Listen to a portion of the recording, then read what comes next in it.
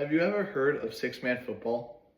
If you have not, then you are missing out on one of the most fast-paced and exciting versions of the game. I'm sure that all of you have seen a football game of some sort, whether it is 9-man or 11-man. While these two kinds of football are very similar, six-man football is very different. Six-man football is a wide-open type of game, and there are also some rule changes that make the game much more exciting and packed with action. This is my audience.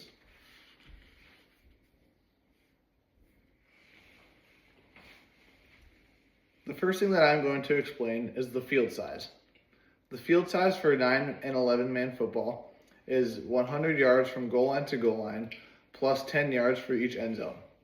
But in 6-man football, it is only 80 yards from goal line to goal line, but it also has two 10-yard end zones. The field is also narrower. A 9-man field is 53 1/3 yards wide, but a 6-man field is only 40 yards wide. The smaller field means that players can make more big plays, which means more scoring. Speaking of scoring, the scoring system in 6-man football is different, which is one of the main differences in 6-man football. While a touchdown is still worth 6 points, like 9 and 11-man, the points after touchdowns are what make the scoring different. If you kick the ball, it is worth 2 points if you make it, and running or passing it is worth 1 point.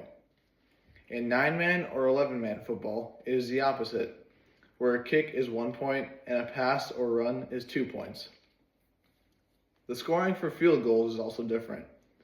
In 6-man football, a field goal is worth 4 points instead of the usual 3 points. If it is an evenly matched game, every point can matter, so there must be some strategy involved from the coaches. There are also some miscellaneous rule differences. One of the biggest rule differences is that in order to get a first down, you need to advance the ball 15 yards instead of 10 to get a first down, which is what 9-man and 11-man have to get. Because you have to get 15 yards for one first down, you need to be able to make some big plays. Another rule is that you have to have 3 people on the line of scrimmage at the beginning of each play. One of the biggest rule differences in 6-man football is that the player that takes the snap, who is usually the quarterback, cannot advance the ball past the line of scrimmage. The quarterback can hand the ball off, or he can pass the ball, but he cannot take the snap and run. Although if a running back would take the snap and then pitch it back to the quarterback could still hand the ball off or pass the ball, but he could not also just run the ball, just like he could in 9-man and 11-man football. 6-man football has some differences from 9-man and 11-man football, but the concept is pretty much the same thing.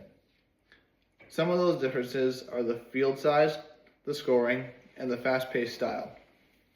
Due to the fast-paced style of 6-man football, the score of some games totals to over 100 points combined, which is way more than regular football games.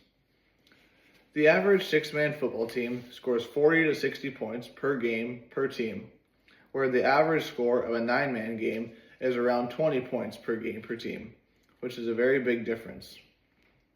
On some rare occasions, a single team can score up to 100 points by themselves.